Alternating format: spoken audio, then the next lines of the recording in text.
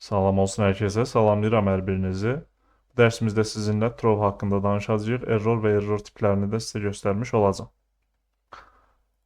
İlk öncə bu Trove'un nə olduğunu başa düşək. Ondan sonra artıq bu error və error tiplərinə də baxacağıq. Baxın, düşünün ki, bizim bir deməli funksiyamız var. Hər hansı bir yazdığımız kod parçası var, belə deyə bilərik. Bu kod parçasında müəyyən, belə deyək də, yoxlamalara əsasən biz müəyyən cavablar qaytara bilirik də geriyə. Məsələn deyirəm, istifadəçidən deməli mətn olaraq bir şey gözləyirik, o bizə number göndərir. Məsələn deyirəm də. Biz onun return-lə cavab verə bilirik ki, bu number deyil də, string deyil də, bu numberdır. Yəni təbii ki, ona string demirik, sadəcə deyirik ki, mətn ifadə daxil et və s. kimi. Və yaxud da ki, məsələn bir funksiyamız var, bölmə üzərindən deyək indi, çünki bölmədə belə bir yanaşma var. Məsələn, A-nı B-yə böləcək. Yəni bu funksiyanın işi odur ki, A və B parametrləri qəbul eləyir. A-nı B-yə böləcək bu funksiya. Yəni istifadəçi deməli bizə müəyyən bir dataları göndərməlidir. Həmin dataları bu funksiyaya parametr kimi göndərəcək. İstifadəçi də bunları göndərdiyi zaman bölmə üçün məsələn B-nin yerində 0 göndərir. Düşünün ki, 0 göndərir. Riyaziyyatda da 0-a bölmə deyilən bir şey yoxdur. Yəni bu artıq ciddi bir səhvlərdən biridir. Biz bunu return-dən keçə bilərik. Məsələn, yaza bilərik ki, funksiya içərisində, baxın, yazaq hətta bir funksiya yazıram. Məsələn, calculate olsun. Calculate olsun. Bizdən A və B parametrləri qəbul etsin. Demək, if yoxlaması eləyəcəm burada. Yoxlamamız nə olacaq? Əgər B bərabərdirsə 0-a, deməli nə olmalıdır bu? Return eləməlidir nəyi? Birbaşa mötərizəsi yazmaq olar. Bu string ifadəni return eləsin də. Deyək ki, deməli 0-a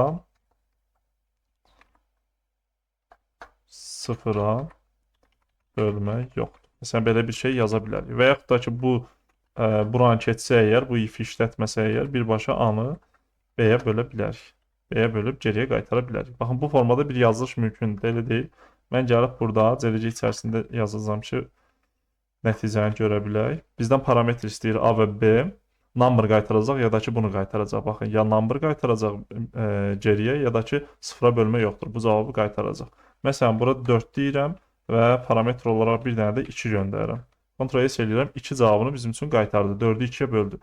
2-ni 0 göndərsəm, Ctrl-S eləyirəm, 0-a bölmə yoxdur deyir bizə. Yəni biz burada müəyyən axışı əslində idarə etdik də. Dedik ki, əgər 5-0 gəlsə, istifadəçi bu cavabı qaytarar. Yəni onun üçün bir şey hesablaya bilməyəcəyik biz. İndi bunu da əslində ciddi problem kimi qəbul eləmək olar, çünki riyaziyyatda 0-a bölmə dediyim kimi yoxdur. Amma daha ciddi problemlər, layihəmizdə daha böyük ciddi problemlər ola bilər.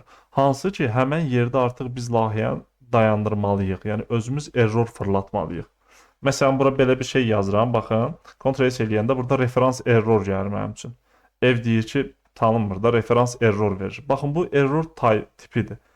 Error type'ları yazıb axtarsanız burada, məsələn, error type in.js yazsaz. Burada deməli Mozilla'nın da dokumentasiyasına ilə baxa bilərsiniz birbaşa. Burada errorlar haqqında verilir. Evil error var, range error var, referans error var, syntax error var, type error. Yəni müxtəlif error tipləri var. Aydındır. Bunlar da təbii ki, boş-boşuna adlandırılmayıb. Məsələn, sintaksda problem varsa, bununla bağlı sintaks error gəlir, referansda buradakı kimi referansda əgər problem varsa referans error gəlir və ya ümumi error fırlada bilərik biz. Sadəcə error belə deyək də sinifindən constructor functionda deyə bilərsiniz. Ondan gələn bir error da fırlada bilərik. İndi başa düşürəm, buraları biraz qəliz gələcək sizə, amma indi praktik olaraq göstərəndə əslində sadə görünmüş olacaq. Qısacası buradakı vəziyyətimizdə bizim nə etdik? B-ni yoxladıq. Yəni 0-dırsa geriyə return elədik nəyi? 0-a bölmə yoxdur. Bunu return elədik ki, yəni sən 0 vermisən də nəsə başqa mesajda vermək olardı. Və yaxud da ki, bir funksiyamız var. Hər hansı bir məsələn calculate məsələn age olsun, nəsə olsun da hər hansı bir şey yaza bilərik. Təbii ki, bunun qarşısına funksiyanı da yazaq. Funksiyanı yazaq bu formada. Belə bir funksiyamız var. Məsələn, burada bizdən sadəcə age qəbul eləsin. İndi hesablama eləməyəcəm. Funksiya adını sadəcə belə deyək də ümumi olaraq verdim ki, bir funksiya adı olsun da ortalıqda. If yazıram, məsələn, əgər age kiçikdirsə, nədən 18-dən, buna deyəcəyik ki, return eləyəcəyik ki, yəni burada return eləyə bilərik də o yuxarıdakı kimi. Deyə bilərik ki, məsələn, yaşınız uyğun deyil.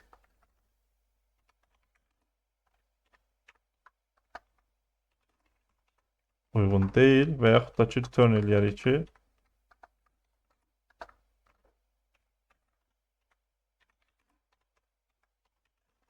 yaşınız uyğundur. Cavab burada calculate deməli console log içərisində çağıraq. Calculate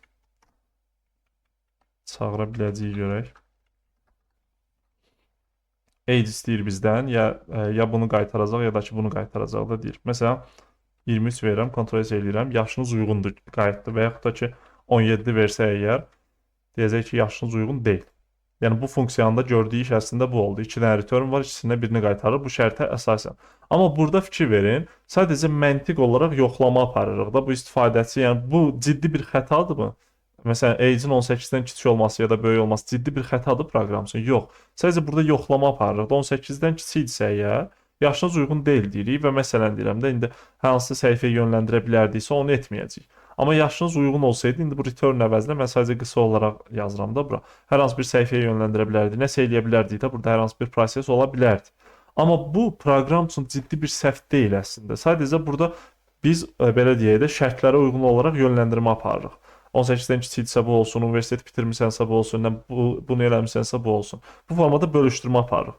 Amma harda ki bizim lap ciddi problemimiz olacaq, yəni bu problem varsa əgər, deməli biz artıq belə deyək də proqramı bu hissədə dayandırıb birbaşa erroru tutub göstərməli istifadəçiyə, fronta, backend-ə, yəni backend-ə dediyim, yəni backend yazırıqsa fronta göstərəcək, front yazırıqsa istifadəçiyə göstərəcək və s. loglayacağıq bunu. Bu zaman throw-dan istifadə oluna bilər. Yəni biz özümüz error yaratmış olacağıq. Məsələn, örnək olaraq gəlib, burada belə bir şey yaza bilərik. İndi mötərizədə gəlin yazaq. Shift-də də dəyişək. Burada belə bir şey yaza bilərik. Bunu da buradan kəsirəm. Ctrl kəsməyək ya da Ctrl KC ilə qalsın, amma aşağı çəkək ki, çox mane olmasın bizə. İndi burada məsələn yaza bilərəm ki, baxın, throw yaza bilərəm. Throw yəni fırlatmaqdır. Bir şeyi fırlada bilərik. Mən burada 404 bu formada bir number da fırlada bilərəm. Ctrl S eləyərəm. 404 qayıtdı mənim üçün. Baxın, amma error olaraq indi deməli try catch-lə bunu tutduğum zaman göstərəcəm. 404 qaytardı. Və ya string qaytararam məsələn. Error var deyirəm. Ctrl S eləyirəm. Baxın, error var. Bunu yazdı mənim üçün konsola. Və baxın, yəni bunu açaq. Ctrl K ilə basaq. Ctrl S eləyirəm. Baxın, bundan aşağıdakılar işləmədi. Yəni artıq bundan sonraya mən icazə vermədim. Burada return olanda, baxın, return olanda, infinity gəldi indi. Return olanda deməli bura işləyirdi. Yəni bura return yazsaq, bura yenə işləyəcək. Amma throw-la biz proqramın axışını dayandırdıq. Biz özümüz error fırlatdıq. Necə dayandırdıq? Həmən hissə üçün dayandırdıq. Yəni try catch-lə biz dedik ki, axışı dayandırmırıq, amma idarə edə bilirik də ki, çökməsin layihə. Bundan isə biz özümüz görürük ki, belə deyək də, məsələn, database ilə bağlı, hər hansı bir şeylə bağlı problem varsa, artıq bu ciddi bir problemdir. Yəni, kodların işləməsinin bir mənası olmayacaq bu hissə üçün. Orada artıq biz throw-la deməli, error fırlada bilərik və onu kəslə tutarıq, istifadəçi hər hansı bir şey göstərib, ardından sonra, ondan sonra hər hansı bir şey varsa onu davam etdirə bilərik. Aydındır. Mən burada indi string ifadə yazdım və yaxud da ki, obyekt yaza bilərəm bura. Məsələn, ad yazıram. 1, 2, 3 bu formada hər hansı bir şey yazmaq olar da obyekt içərisində. Aydın, normal obyekt yazmaq olar. Amma bir də var ki, throw new error deyim mən. Baxın, error sinifindən, constructor functionundan bir obyekt yaradım və burada mesaj göndərə bilərəm. Məsələn, error oldu.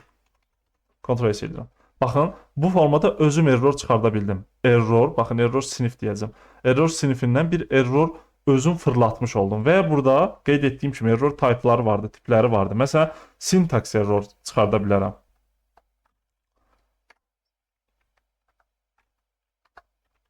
Syntax error çıxarda bilərəm. Baxın, syntax error yazıldı bizim üçün bura. Və ya referans error çıxarda bilərəm. Baxın, Ctrl S edirəm. Referans erroru fırlatmış oldum və ya type error fırlatmış ola bilərəm. Baxın, type erroru fırlatmış oldum. Yəni bu error növünü seçə bilərəm və yaxud da ki, daha irəli səviyyə yazılış, gözəl yazılış, mən özüm error sinifindən müəyyən bir deməli extend edən müəyyən bir sinif yazaram. Həmən sinifdən özüm customer errorlarımı deməli fırlada bilərəm. Bu da mümkündür. Yəni layihələrdə istifadə olunur çox-çox. Yəni burada type error yox. Məsələn, mən öz yazdığım erroru yazacağam da bura. Ondan sinif obyekt yaradacağam burada. Həmən sinifdən obyekt yaradacağam burada. Bunu da etmək mümkündür. Aydındır. Throw-la yəni onu da etmək olar. İndi sadəcə errordan biz yazaq bunu. Baxın, erroru deməli throw-la new error yazdım. Yəni burada bir obyekt yaradıldı error sinifindən və onu geriyə daha doğrusu onu fırlatmış olduq. İndi mən bu funksiyanı baxın, bunu gəlib əgər Ctrl-X edirəm, try catch içərisində çağırsam burada. Ctrl-V edirəm. Ctrl-S edirəm. Normal formada yaşınız uyğun deyil. Bu işləyəcək. Amma burada bu funksiyanın hesablaması olmadı da elə deyil. Çünki niyə görə mən try içərisində yazdım. Bu axışı əngəlləmədi. Amma mən burada özüm error fırlatmışam. Onu burada tutub, baxın, CLC deyib erroru konsola yaza bilərəm. Ctrl-S edirəm. Baxın, error haqqında məlumat yazdı bura. Error oldu. Mən mesaj olaraq bunu göndərmişəm bura. Bu errorun içərisində də, bu obyektin içərisində də, baxın, bu errorun içərisində də bizim mesajımız var. Baxın. Mesaj yazıram. Baxın, Ctrl-S edirəm. Error oldu. Yəni buradan gələn error mesajı nədirsə, onu bizə qaytardı burada. Aydındır. Daha sonra bunun içərisində Ctrl-C eləyək, Ctrl-V eləyək. Name var. Bu da errorun nömrünü göstərir. Baxın, error. Bunu göstərdi sadəcə. Burada əgər referans error olsaydı, Ctrl-S eləyirəm. Bunun name olacaqdı referans error. Mən öz yazdığım error sinifindən burada obyekt yaratsaydım əgər, onda olacaqdı mənim yaratdığım sinifin adı olacaqdı artıq. Sinifin adını nə yazmışamsa, orada təyin etmişəmsə o olacaqdı. Məsələn, type error yazıram, baxın, adı olur type error. Mesaj da olur error oldu. İndi bunu dəyişdirmək olar da buradan.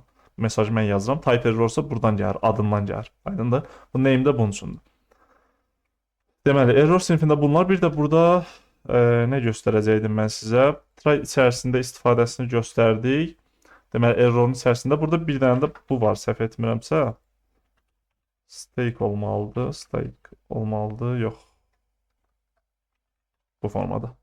Bu da ümumi, baxın, type error göstərir. Bunun haqqında yollarını da bizə göstərir ki, hardan yaranıb da, hardan gedir. Yəni, belə deyək də, bunun qaynağını göstərmiş olur bizə əslində. Bu error içərisində, yəni bunları da seçmək olar. Yox, əgər mən burada, baxın, mən burada əgər new type error ya da hər hansı bir error deməsəydim, baxın, error deməsəydim, bu formada deyəndə bunlar çıxır mənim üçün. Mən gəlib burada obyekt qaytarsaydım geriyə, baxın. Örneğin, status kod yazıram, məsələn. Məsələn, 404 yazıram, bir də mesaj olsun.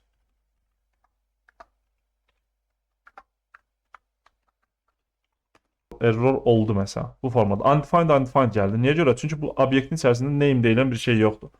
Bu stake deyilən bir şey yoxdur. Mesaj var, error olduğunu yazdı. Amma mən gəlib bunun içərisindən, baxın, status kodu yazsam, çünki oradan gələndə status kod vardı artıq. Ctrl-S edirəm, 404-ü qaytardı mənə. Aydındır. Yəni, buradan biz obyekt də qaytara bilirik, amma məsləhət görülən odur ki, hər hansı bir error sinifindən error deməli, geriyə qaytaraq. Ya da ki, özümüz error sinifindən extend eləyək. Bu extend etməyi falan bilmirsiniz. Keçməmişik hələ. Ola bilər başqa, belə deyək də, dərslərdən bilirsiniz, amma biz hələ bu tədrisimizdə keçməmişik. Amma qeyd etdiyim kimi, biz throw-la müəyyən bir erroru fırlada bilirik və onu try catch içərisində tuta bilirik. Zaten errorların tutulmasını try catch'də biz bilirdik. Belə deyək, finalında bura aidiyyət yoxdur. O zaten dedi ki, try də işləsə, catch də işləsə, hansı işləsə fərqi yoxdur. Finalda zaten işləyəcək. Aydındır. Orada da məsələn, bəzi belə deyək də layihələr olur ki, database ilə connect'i sonlandırmaq olar və yaxud da ki, ekranda loader çıxır, məsələn, frontend tərəfində ən sadə yol. Burada əgər biz backend-ə istək göndəririksə, həmin istək müddətində loaderi aktiv eləyirik, true eləyirik ki, ekranda loader görsənsin də. Və bu proses yekunlaşandan sonra bizə error çıxdı, nəsə çıxdı, data gəldi, gəlmədi, fərqi yoxdur. O loader oradan itməlidir də, final içərisində həmən loaderi false-a çəkmək olar. Yəni, bu kimi istifadələr mümkündür. Sadəcə araşdırmaq lazımdır ki, haralarda istifadə eləmək olar. Bu throw-un istifadəsinə gəldikdə isə, qeyd etdiyim kimi, biz hər hansı bir error və yaxud string falan da fırlada bilirik. Amma məsləhət görülən odur ki, bu formadan new deyərək error sinifindən belə deyək, ya öz yazdığımızı, ya da type error, referans error və s. də bu tiplərdə olan errorları fırladaq və yaxud da sadəcə errordan errora bir mesaj verərək bunu fırladaq. Aydındır? Və təbii ki, bunu da try catch içərisində. Baxın, burada throw-u burada yazmışam mən. Amma funksiyanı burada çağırdığım üçün error da təbii olaraq əgər bu throw fırlatması olacaqsa, o burada olacaq fırlatma. Ona görə baxın, bura fırlanmış olacaq. Ona görə try içərisində yazanda bunu tuta bilirik. Aydındır. Yəni, burada throw olur və errorla tuturuq. Burada da konsola yazırıq, nəsə eləyirik də. İndi burada hər hansı bir proses eləmək istəsək, onu yaza bilərik. Throw-un da istifadəsi bu formadadır. Deməli, Trove istifadəsi error haqqında danışdıq. Bu erroru nəzərdə tuturdum. Bu dəyişənin adını da fərqli verə bilərsiniz. Error tipləri haqqında da qısa məlumat verdim sizə. Araşdıra bilərsiniz. Mozilla-nın dokumentasiyaları oxumağı sizə məsləhət görürəm. Növbəti dərsimizdə praktika etmiş olacağıq. Kalkulyator hazırlayacağıq. Çalışacağam ki, bu keçdiklərimizi çox-çox istifadə edeyim orada. Məsələn, Trove-dan istifadə edək, Try-Catch-dən istifadə edək və s. Arrow funksiyonlardan bunlardan istifadə eləyərək həmən layihəni yazaq. Bu dərsimizdə deməli Trove istifadəsi haqqında danışdıq, error və error tipləri haqqında danışdıq. Növbəti dərsdə praktika etmiş olacağıq. Növbəti dərsdə görüşək.